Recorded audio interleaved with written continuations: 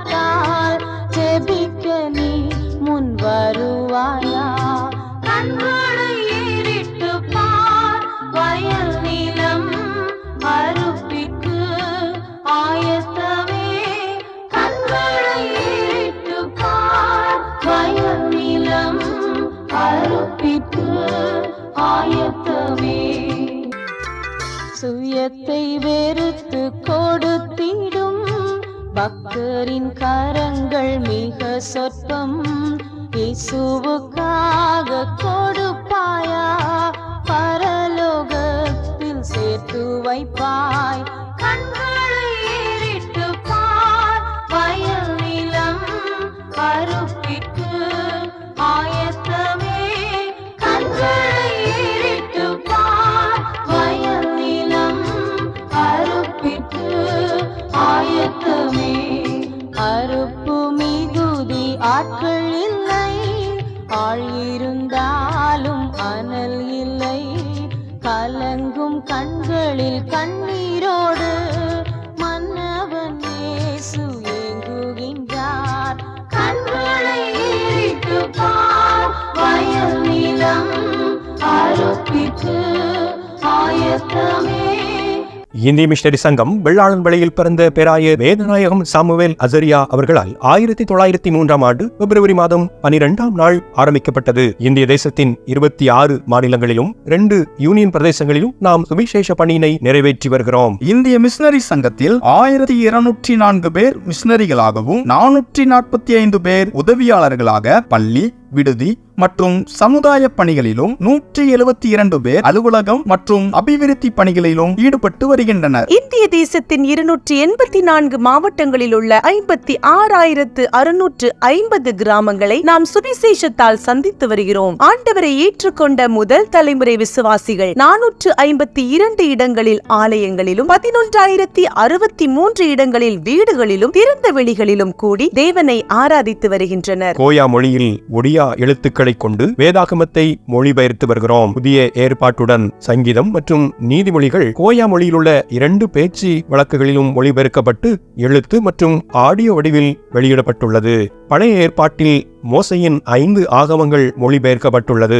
மற்ற பகுதிகளில் மொழிபெயர்ப்பு பணிகளுக்காக ஜெபியுங்கள். அடிப்படை வசதிகளற்ற நிலையில் வாழும் ஆதிவாசி பிள்ளைகளுக்காக 32 இடங்களில் நாம் நடத்தி வரும் விடுதிகளில் 2232 பிள்ளைகளும், 63 இடங்களில் நாம் நடத்தி வரும் பகல் நேர பராமரிப்பு மையங்களில் 2377 பேரும் பராமரிக்கப்பட்டு வருகின்றனர். நம் விடுதி பிள்ளைகள் 24 பேரை இன்ஜினியரிங், நர்சிங் மற்றும் கலை அறிவியல் போன்ற உயர்கல்வி படிப்பதற்கு உதவி செய்து வருகின்றோம். கல்விக்கான வாய்ப்புகளற்ற நிலையில் வாழும் பிள்ளைகளுக்கென நாம் நடத்தி வரும் 7 பள்ளிக்கூடங்களில் 4102 பிள்ளைகள் கல்வி பயின்று வருகின்றனர். 3 இடங்களில் மருத்துவ மையங்களையும் 2 மருத்துவமனைகளையும் நடத்தி சிகிச்சையோடு தேவன் அருளும் விடுதலையையும் கொடுத்து வருகிறோம். தையல் பயிற்சி மையங்கள் 77 இடங்களிலும், கம்ப்யூட்டர் பயிற்சி மையங்கள் 7 இடங்களிலும் நாம் நடத்தி வருகிறோம். பார்வையற்றோருக்கான விடுதி ஒன்றையும், ஏழை வயோதிப விதவைகளுக்கான நல உதவி மையம் ஒன்றையும்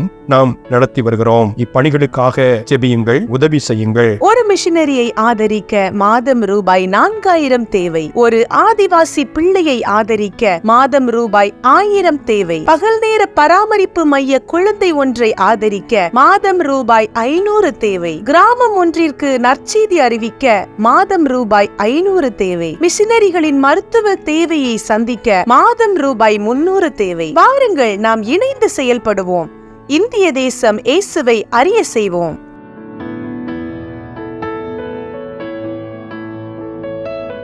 இந்திய மிஷனரி சங்கமே, உன்னை நேசித்திருப்போர் சுகித்திருப்பாரே.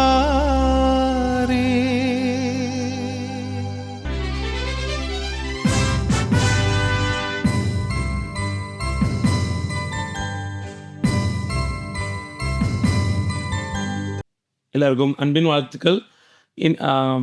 ஐஎம்எஸ் மூலமாக இந்த நிகழ்ச்சியிலே உங்களை பார்ப்பது, உங்களை சந்திப்பது மிகவும் மகிழ்ச்சிக்குரிய காரியம். என்னோட நேம் வந்து ராஜன். ஒரிசாவில் உள்ள வாலிமலா பணித்தளத்திலிருந்து வர்றேன். எனக்கு சொந்த ஒரு மஞ்சுவிலை 2015ஆம் ஆண்டு ஒரு பணித்தள விஜயத்தின் மூலமாக ஆண்டவருக்கென்று முழு நேரமாக நான் ஒப்பு கொடுத்து ஆண்டோடைய பணியை முழு நேரமாக செய்து கொண்டு வர்றேன். இந்த நேரத்தில் ஒரு சில காரியங்கள் வந்து எங்களுடைய ஃபீல்டை பற்றி உங்களை பற்றியில் ஷேர் பண்ணணும்னு ஆசைப்படுறேன். பாலிமலா பணித்தளம் ஒடிசாவில் இருக்குது. மல்கன்கிரி மாநிலத்தில் ஒரு பிளாக்னு சொல்லலாம் பாலிமலா. எங்களுடைய பணித்தளத்தில் பள்ளி, விடுதி அண்ட் சுவிசேஷ ஊழிய காரியங்கள் நடைபெற்று கொண்டு வருகிறது. அதோடைய பெரிதான கிருபியினால இந்த பணித்தளத்தை பொறுப்பெடுத்து மற்றும் ஹாஸ்டல் அண்ட் ஸ்கூலை பொறுப்படுத்தி நடத்துறதுக்கு தேவன் எனக்கு கிருபை பாராட்டி உள்ளார். அதுக்காக அவரை நன்றி செலுத்துகிறேன். என்னுடைய பணித்தளத்தில் 23 ஆலயங்கள் உண்டு. வீட்டு சபை குழுக்களையும் சேர்த்து 23 ஆலயங்கள் உண்டு. எங்களுடைய பள்ளியில் 315 பிள்ளைங்க படிக்கிறாங்க. விடுதியில் 97 பிள்ளைங்க படிக்கிறாங்க. விடுதியை பொறுத்தவரையில் ரொம்ப பின்தங்கிய இடங்கள்லேருந்து ஆண்டவரை அறியாத குடும்பங்கள்லேருந்து வந்து பிள்ளைங்க படிக்கிறாங்க, தங்கி படிக்கிறாங்க. இங்கே படிக்கிறது மூலமாக ஆண்டவருடைய அன்பை கற்றுக்கொள்கிறாங்க, ஒழுக்கத்தை கற்றுக்கொள்கிறாங்கன்னு சொல்லிட்டு சொல்லலாம். டெய்லி காலையில் மதியம் ஈவினிங்னு சொல்லிட்டு மேக்ஸிமம் வந்து அவங்கள ஸ்டடீஸில் மட்டும் இல்லாமல் அவங்களோட ஸ்பிரிச்சுவலாகவும் ஆண்டவர் உப்புல வளர்க்குறதுக்கு ஆண்டவர் வந்து கிருபை பாராட்டு கொண்டு வருகிறார். பள்ளியிலையுமே ஃபுல்லாக செக்குலராக இல்லாமல், ரிசல்ட்டே ஃபோக்கஸ் இல்லாமல் ஆண்டவருடைய காரியங்களே நாங்கள் அசம்பிளிலேருந்து ஆரம்பித்து மற்ற மாரல் கிளாஸஸ் மூலமாகவும் பிள்ளைங்களுக்கு கற்றுக்கொண்டு வருகிறோம்.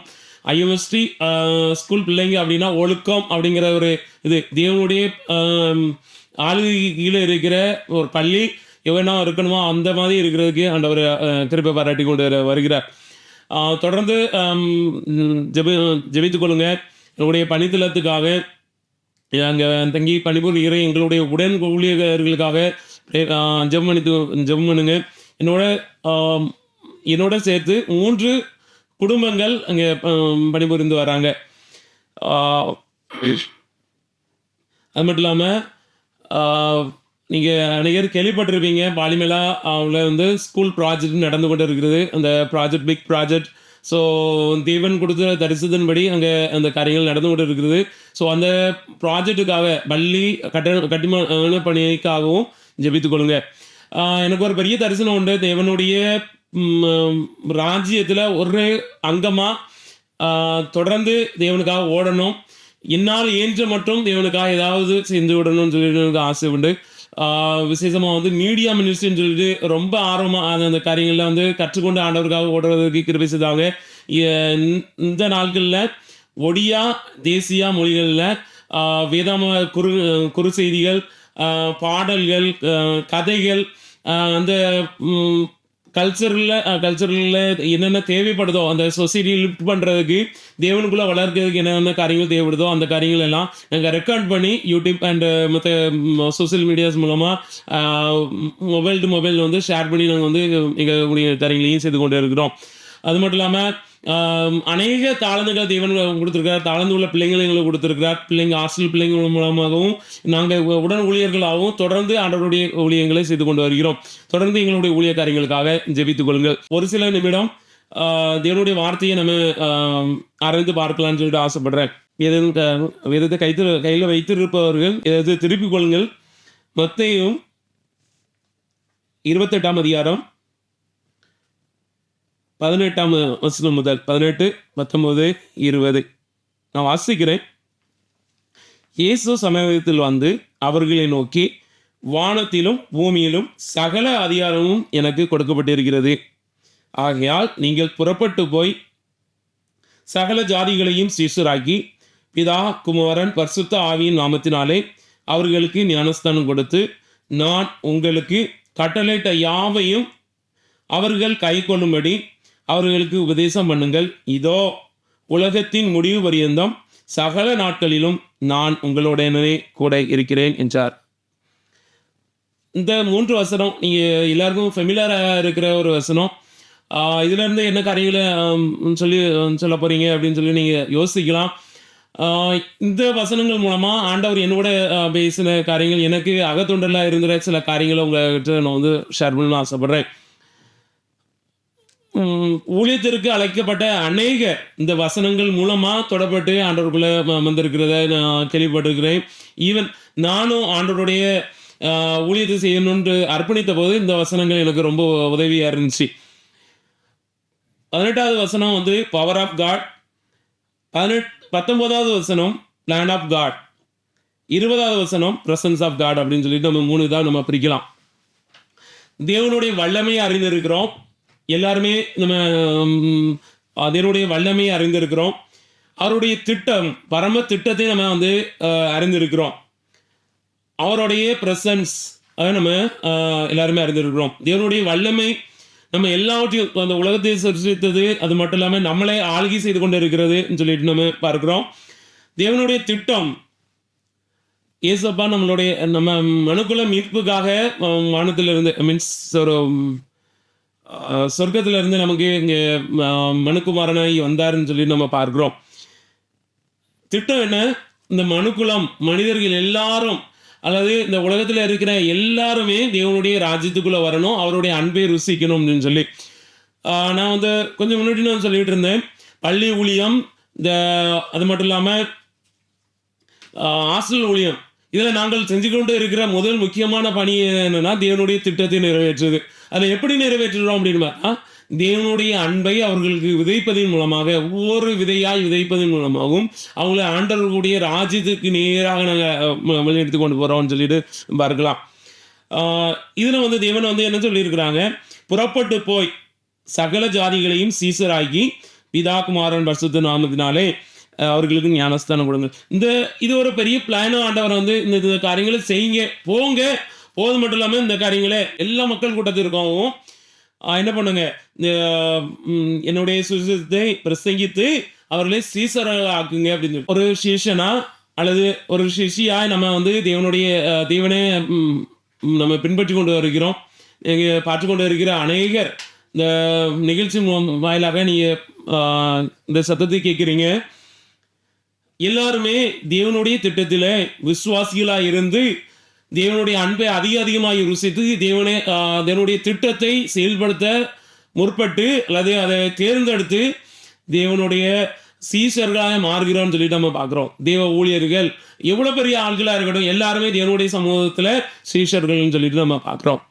எல்லா தேவ ஊழியர்களுமே பேதுருவிலிருந்து ஆரம்பித்து பவுல் வரை நம்ம பார்க்கலாம். அதுக்கு பிற்பட்ட எல்லா மனிதர்களையும் பார்க்கும்போது தேவ ஊழியர்கள் எல்லாருமே சீஷர்களாக பார்க்கப்பட்டது. தேவனுடைய திட்டத்தை நிறைவேற்றுகிற அல்லது செயல் வீரர்களாக சீஷர்களாக இருக்கிறார்கள் சொல்லி பார்க்கிறோம். உங்களையும் என்னையும் தேவன் அவ்விதமாக அழைத்திருக்கிறார். உங்களையும் என்னையும் சீஷனாய் சீஷியாய் தேவனுடைய பணியை நிறைவேற்றணும்னு சொல்லி நான் அழைத்திருக்கிறார். ஐயா நீங்கள் என்ன உடனே போய் நான் வந்து ஞானஸ்தானம் கொடுக்க சொல்லிடுறீங்களா அப்படின்னு மேபி உங்களுக்கு கேள்விகளில் வரலாம். இல்லை ஞானஸ்தானம் வந்து அவங்களுடைய தனிப்பட்ட விருப்பத்தின்படி தேவனுடைய ஒப்புரவாகி அவங்க வந்து வெளிப்படுத்துகிற ஒரு காரியம். ஆனால் அதுக்கு முன்னோட்டி வந்து என்ன பண்ணணும், நம்ம புறப்பட்டு போய் தேவனுடைய வார்த்தைகளை பிரசங்கிக்கணும். அதனால நாம் பிரசங்கிப்பது பக்கத்தில் இருக்கிற உங்களுடைய சகோதர சகோதரிகள்கிட்ட சொல்லுங்கள், உங்களோட ஃப்ரெண்ட்ஸ்கிட்ட நீங்கள் வந்து தேவனுடைய வார்த்தைகள் பகிர்ந்து கொள்ளுங்க. கர்த்தர் நல்லவர் என்பதை ருசித்து பாருங்கள்னு சொல்லிட்டு நம்ம சொல்றது. வருத்தப்பட்டவர் படிக்கிறவர்களே எல்லாரும் என்னிடம் வாருங்கள் சொன்ன அந்த வார்த்தையை நம்ம வந்து கஷ்டத்தில் இருக்கிற ஒருத்தர்கிட்ட நம்ம சொன்னாலே அது சுவிசேஷ பணிதான். இப்படி தேவனுடைய ஊழியத்திற்காக அல்லது அவருடைய பணியை செய்வதற்கு நம்ம உட்பட்டு அல்லது முன்னெடுத்து வைக்கும்போது தேவன் என்ன பண்ணுவார், நம்மளை நடத்தி கொண்டு செல்வார் அல்லது தாங்கி நடத்துவார்னு சொல்லி நம்ம பார்க்கலாம். நீங்கள் என்னோட இந்த வேத பகுதியை புரட்டிக்கொள்ளுங்கள். எல்லாரும் தெரிஞ்ச ஒரு சம்பவம். ஆக்சுவலாக ஒரு ஸ்மூத்தாக மீட்டர் இருக்கு. என்னுடைய பிள்ளைகள் எல்லாருமே கூடி ஜெபிக்கிறாங்க, அப்பமிக்கிறாங்க. ஒரு 7 பேரை அபிஷேகம் பண்ணி எப்போ அந்தந்த பொறுப்பெல்லாம் நீங்கள் அப்படின்னு சொல்லிட்டு அவங்க பிரித்து விடுறாங்க. ஒரு நீட்டாக ஒரு ஸ்ட்ரக்சருக்குள்ளே போயிட்டு இருக்குன்னு சொல்லலாம். அதில் வந்து தன்னுடைய பொறுப்பை உணர்ந்தவராய் ஸ்தேவான் என்ன பண்ணுறாரு, ஆண்டவருடைய ஊழியத்தை செய்கிறாரு. அவருக்கு கொடுக்கப்பட்ட பொறுப்பு என்னது, பந்தி பரிமாறுறாரு. ஆனால் அவர் செஞ்ச வேலை என்ன, தன்னுடைய வேலையை நிறைவேற்றிட்டு அங்கே போய் என்ன பண்ணாரு, சுவிசேஷத்தையும் இது பண்ணுறாரு. தர்க்கம் பண்ணுங்கிறவர்களிடம் வியாக்கியானம் பண்ணிக்கிட்டு இருந்தாங்கன்னு சொல்கிறான். மேபி பணி புரிஞ்சுட்டு இருக்கீங்களா, நல்ல வேலையில் இருக்கீங்களா, ஹை போஸ்டில் இருக்கீங்களா, எனக்கு சமயமே இல்லைன்னு நினைக்கிறீங்களா, உங்களுக்கு வந்து ஆண்டவர் கொடுக்குற ஒரு வழி, நீங்கள் உங்களுடைய பக்கத்தில் இருக்கிறவங்கக்கிட்ட தெய்வ வசனத்தை பகிர்ந்து கொள்ளுங்க. நீங்கள் வந்து நீங்கள் காடு மடைகள் கடந்து போகணும்னு சொல்லலை, ஆண்டவர் சொல்லுகிறார் எல்லாரும் தேவனுடைய பணியை செய்யணும்னு சொல்கிறார். நீங்கள் வந்து ஒரு நல்ல பொறுப்பில் இருக்கும்போது தேவனுடைய காரியம் ராஜ்யத்தின் திட்டத்தில் நான் எவ்வாறு பங்கு கொள்ளலாம்னு சொல்லி நீங்கள் யோசித்து கொண்டு இருந்தீங்கன்னா இந்த வழி பக்கத்தில் நீங்கள் செய்கிற வேலையோடு சேர்த்து அடிஷ்னலாக என்ன பண்ணலாம், நம்ம தேவ ஊழியத்தையும் செய்யலாம். பவுல் அப்படி செஞ்சுட்டு இருந்தாங்க, ஸ்தேவான் செஞ்சுருக்கிறாரு. அது மட்டும் இல்லாமல் நிறைய உதாரணங்கள் நம்ம வேதத்தில் பார்க்கலாம். அவர்கள் இந்த அப்படிப்பட்ட ஒரு ஊழிய காரியங்களை நிறைவேற்றி வர்றாரு. ஸோ கல்லறிந்து கொல்லப்படுறாரு. பெரிய வந்து என்ன பண்ணுற குழப்பம் அந்த எருசலேமில் வருது. எல்லாரும் சிதறடிக்கப்பட்டு போகிறாங்கன்னு சொல்லிட்டு பார்க்குறோம். ஆனால் சிதறடிக்கப்பட்டு போன ஒருவருமே என்ன பண்ணலை, சும்மா இருக்கலை. ஏன், அத்தனை பேருமே சீஷர்களாக இருந்தார்கள், விசுவாசிகளாக.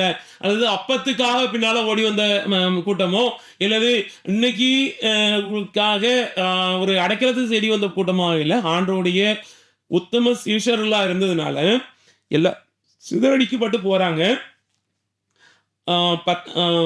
அப்போஸ்தலர் 11 நம்ம 19ஆம் வசனம் நம்ம பார்க்கலாம். சேவான் நிமித்தமாய் எழுமின உபத்திரவத்தினாலே சிதறடிக்கப்பட்டவர்கள் சுவிசேஷ வசனத்தை யூதர்களுக்கே என்று மற்ற ஒருவருக்கும் அறியாமல் இணைக்கு நாடு சிப்புரு தீவு அந்தியோகியா பட்டணம் வரைக்கும் சுற்றி திரிந்தார்கள். சுற்றி அந்த அங்கங்கே ஓடுறாங்க, அல்லது அங்கே பயணிக்கிறாங்க. அவங்க வந்து என்ன பண்ணுறாங்க, சுவிசேஷ வசனத்தை வந்து பிரசங்கிக்கிறாங்கன்னு சொல்லி பார்க்குறோம். அப்போ என்ன நடந்துச்சுன்னா, நம்ம மறுபடியும் நம்ம மத்தேயு 28ஆம் அதிகாரத்துக்குள்ள போகலாம். 20ஆவது வசனத்தை பார்ப்போம். 20ஆவது வசனத்தை நம்ம பார்க்கலாம். நான் உங்களுக்கு கட்டளையிட்ட யாவையும் அவர்கள் கை கொள்ளும்படி அவர்களுக்கு உபதேசம் பண்ணுங்கள். இதோ அடிக்கோடு விட்டு பாருங்க, உலகத்தின் முடிவு பரியந்தம் சகல நாட்களில் நான் உங்களுடனே கூட இருக்கிறேன். அப்படியே நம்ம வேதத்தை திருப்புவோம். அப்போஸ்தலர் 11ஆம் அதிகாரம் 20ஆம் வசனம் 21ஆவது வசனம். ஒரு கூட்டம் மக்கள் என்ன பண்றாங்க, இவருடைய நாமத்தை கிரேக்கருடனே பேசி கர்த்தராகிய இயேசு கிறிஸ்துவை குறித்து பிரசங்கித்தார்கள் என்று பார்க்கிறோம். அப்போ என்ன நடந்துச்சுன்னு நம்ம தெளிவா பார்க்கலாம். 21ஆவது வசனம், கர்த்தருடைய கரம் அவர்களோட இருந்தது, அங்கே ஜனங்கள் விசுவாசிகளாகிய கர்த்தரிடத்தில் திரும்பினார்கள் என்று பார்க்கிறோம். பிரிய ஜனமே, நம்ம தேவன் நமக்கு ஒரு கட்டளை கொடுத்துருக்குறாங்க. அதுக்கு நமக்கு நம்மளோட இருக்கிறேன்னு சொல்லி இருக்கிறாங்க. எப்படி இருப்பாங்க? நமக்கு உதாரணம் வேதத்தில் இருக்குது. ரொம்ப கஷ்டம், உபத்திரவம், ரொம்ப கொடுமையான காலங்கள். ஆனா அந்த நேரத்துல தேவனுடைய கரம் அவர்களோட இருந்தது.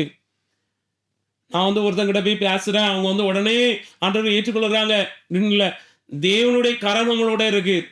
ஓகே, நமக்கு மேபி அவங்க நம்மளை ஏற்றுக்கொள்ளாம போகலாம், அல்லது நம்மளை தூசிக்கலாம், இல்லாட்டா நீ நல்ல ஃப்ரெண்டு நினைச்சேன், நீ இப்படிலாம் மத போதகனா அப்படின்லாம் சொல்லிட்டு போகட்டும். ஏன், நான் பரலோக ராஜ்யத்துக்கு போகும்போது என் இரு கரங்களிலும், அதாவது எனக்கு ஒரு ஐயா சொல்லியிருந்தாங்க, இரு கரங்களிலும் என்ன நமக்கு பிடிக்க முடியாத அளவுக்கு நாம் தேவனுடைய பிள்ளைகளை ராஜ்யத்துக்குள்ள கொண்டு போனோம். ஆண்டவரே, நீர் கொடுத்த கட்டளையின்படி நான் இவ்வளவாய் நான் ஓடினேன், நீர் கொடுத்த பலன்களை நான் கொண்டு வந்திருக்கிறேன்னு சொல்லி கொடுக்கணும் அப்படின்னு சொன்னாங்க. நம்ம முயற்சிக்கலாம். அந்த முயற்சியாதான் ஆண்டவரே இனியும் ஆண்டவர் பயன்படுத்தி கொண்டு வர்றான்னு சொல்லலாம். 2015 ஆண்டு ஒரு பணித்தள விஜயம், நான் ஏற்கனவே சொன்னேன், பணித்தளத்துக்கு டென்ட் அப்படின்னு சொல்லிட்டு ஒரு டீம் விசிட் மூலமா இதே பாலிமேலா, மல்கன்கிரி இடங்கள்ல ஒரு சுற்றி பார்க்கிறதுக்கும் கம்ப்யூட்டர் சொல்லிக் கொடுக்கறதுக்கு என்னை ஆண்டவர் அழைத்து கொண்டு போனார். ஆண்டவர் அங்கே லாங்குவேஜ், உண்மையை சொல்ல போனால் எனக்கு சுத்தமாக லாங்குவேஜ் தெரியாது. ஈவன் இப்பவுமே உங்களுக்கு பலருக்கு புரிஞ்சிருக்கும், தமிழ் என்ன அழகா பேசுறேன்னு சொல்லி. தமிழ் தெரியாது, இங்கிலீஷ் தெரியாது, எனக்கு ஒடியா மொழியும் தெரியாது.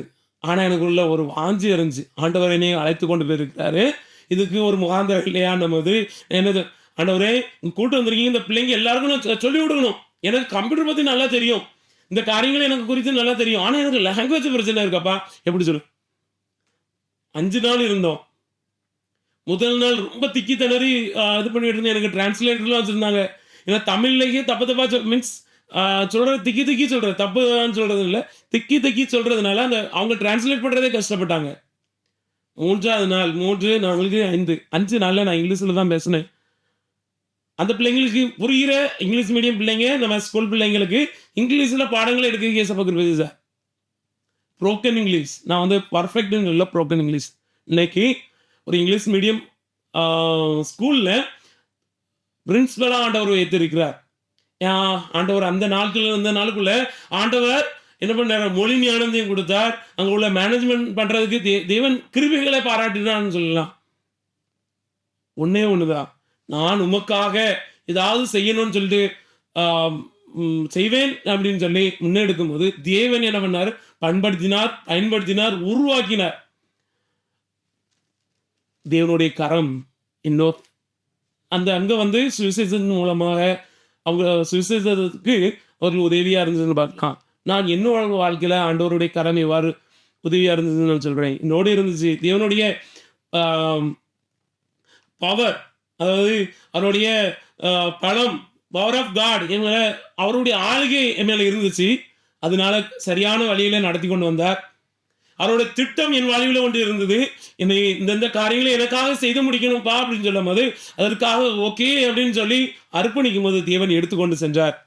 அது மட்டும் இல்லாமல் இன்னைக்கு வர ஆண்டவர் என்ன பண்றாரு, ஆவியின் பரிசுத்த ஆவியானவருடைய துணையோட என்ன பண்ணிடுறாரு, நடத்தி இருக்கிறார்.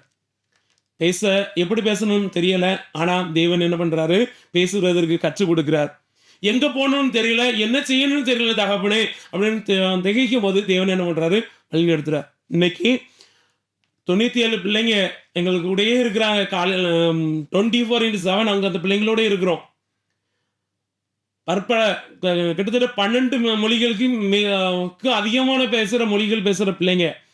அந்த பிள்ளைங்கள் மத்தியில தமிழ் அறகுறையா பேச தெரிந்தேன்னா ஆண்டவருடைய ஊழியத்தை செய்வதற்கு கிருபை செய்திருக்கிறார்.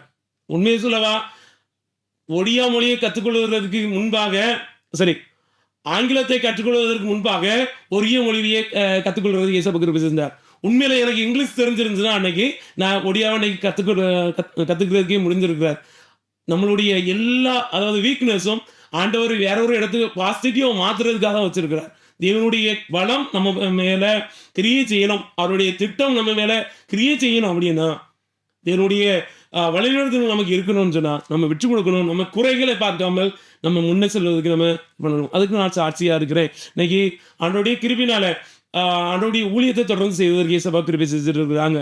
பணித்தளத்தில் மட்டும் இல்லாம இப்போ உங்கள் மத்தியிலையும் ஒரு சாட்சியா தேவன் நிறுத்தி இருக்கிறான்னு சொன்னா தேவனுக்கு மாத்திரமே மகிமை உண்டாகும். தேவன் உங்கள் மீதும் என் மீதும் ஒரு அனாதி திட்டத்தை வச்சிருக்கிறார். திட்டத்தை உணர்ந்தவர்களா நீங்க அறிஞ்சிருக்கீங்களா? உடனே அர்ப்பணித்து தேவனுடைய ஊழிய காரியங்களை செய்யுங்க. எங்களுடைய பள்ளியில ஊழியம் செய்வதற்கு, அது மட்டும் இல்லாமல் எங்களுடைய விடுதியில் ஊழியம் செய்வதற்கு, பணித்தளங்களில் ஊழியம் செய்வதற்கு ஆட்கள் தேவை. தாளந்து இல்லைன்னு நினைக்கிறாங்க. உங்களுக்குன்னு சொல்லிட்டு ஒரு தாளந்து இருக்கும், புதைத்து வச்சிடறாங்க. தயவு செய்து புதைச்சு வச்சிடறாங்க. இது இருக்கு அப்படின்னு சொல்லிட்டு தேவன் சமூகத்தில் ஒப்புடாங்க. ஆண்டவர் என்ன பண்ணுவாரு? அதை பலிகி பெருக செய்வார். புதைத்தோம்னா தான் நம்ம தண்டனைக்கு பாத்திரராயிருவோம். வெளிப்படுத்துறதுக்கு தயாராகுங்க. ஆண்டவருடைய சமூகத்துல, ஆண்டவருடைய ராஜ்யத்துல ஒவ்வொருவரும் முக்கியமானவங்க. அதனால இந்த அழைப்பை ஏற்றவர்களாய் அவருடைய பலத்தை நம்ம அவருடைய திட்டத்தையும் அவருடைய வல்லமையையும் அவருடைய வழிநடத்திலையும் நம்ம மேல் நடத்தணும்னு சொல்லி எல்லாரும் ஒப்புடைப்போம். தேவன் நம்மளை ஆசீர்வதிப்பார். இந்த காரியங்கள் மூலமா தேவன் உங்களோட இடைப்பட்டிருப்பான்னு சொல்லி நான் இந்த வார்த்தைகள் மூலமா தேவன் உங்கள் இதயத்தில் பேசியிருப்பான்னு நம்புறேன். ஒருவேளை பேசியிருந்தாங்கன்னா தேவன் பேசியிருந்தாங்கன்னா அர்ப்பணித்து ஜெபிங்க. ஆண்டவர் நிச்சயமாக உங்களை தொடர்ந்து வழிநடத்துவார். ஜெபிக்கலாமா? அன்பின் தகப்பனே, பரலோக தேவனே, இந்த வேளையில இந்த நிகழ்ச்சியின் மூலமாக இந்த கருத்துல வருகிறோம். ஒரு பாதத்தனையிலே நிற்கிறோம். தகப்பனே பார்த்து கொண்டிருக்கிற ஒவ்வொரு உள்ளத்திலும் நீங்க இடைப்பட்டு கொண்டு இருக்கிறீங்க, கிரியை செய்து கொண்டு இருக்கிறீங்கன்னு சொல்லி நம்புகிறேன். தேவனே,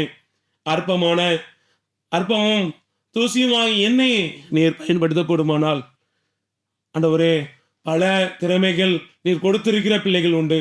அப்பா, அந்த நிகழ்ச்சியை பார்த்து கொண்டு இருக்கிற அநேகர் பல காரியங்களிலே அப்பா வித்வான்களாக உண்டு. ஆண்டவரே, என்ன செய்வதுன்னு சொல்லி திகைத்து கொண்டு இருக்கிற பிள்ளைகளுக்கு நீர் ஒரு துணையா இருந்து வழிநடத்தும் நான் இருக்கிறேன். அப்பா, அடியார்களை இந்த இடத்துல அர்ப்பணிக்கிறோம். முடிய ராஜ்யத்திலே முடிய பணிகளை செய்வதற்கு எங்களை கருவிகளாய் பயன்படுத்தும். அப்பா, நீர் வல்லவர், அழுகி செய்கிறவர். உமக்கு ஒரு திட்டம் உண்டு, அதை செய்வதற்கு பலன் நீர் கொடுக்கிறீர். அதை செயல்படுத்தும் வீரர்களாக, செயல் வீரர்களாக, சீஷர்களாக நாங்கள் ஓடுவதற்கு எங்களுக்கு கிருபை செய்யும். இந்திய மிஷனரி சங்கத்தை ஆசீர்வதியும். இதில் பணிபுரிகிற எல்லாரையும், தலைவர்கள் எல்லாரையும் நீர் பொறுப்படுத்திக் கொள்ளும். இதை பார்த்து கொண்டு இருக்கிற எல்லாரையும் நேரத்தில் அர்ப்பணிக்கிறோம், பொறுப்படுத்திக் கொள்ளுங்க. அப்பா தேவனே, நீ ராஜ்யம் விரிவாக்கப்பட எங்களையும் எல்லாரையும் பயன்படுத்தும். சுத்தம் மாத்திரம் நிறைவேற்றுங்க. நீர் ரசிகரமாய் இயேசு கிறிஸ்து மூலம் ஜெபிக்கிற நல்ல பிதாவே, ஆமென். அன்பானவர்களே, இதுவரை நீங்கள் பார்த்த இந்த நிகழ்ச்சி உங்களுக்கு ஆசீர்வாதமாக இருந்திருக்கும் என்று கர்த்தருக்குள் நம்புகிறோம். தொடர்ந்து வரும் நாட்களிலும் இந்த நிகழ்ச்சிகளை நீங்கள் தவறாது பாருங்கள். இந்திய மிஷனரி சங்க ஊழியர்களுக்காக தொடர்ந்து ஜெபியுங்கள். ஊழியங்களோடு உங்களுடைய ஆதரவு கரங்களை இணைத்துக் கொள்ளுங்கள். ஆண்டவர் உங்களை ஆசீர்வதிப்பாராக. இந்திய மிஷனரி சங்கமே, உன்னை நேசித்திருப்போர் சுகித்திருப்பாரே.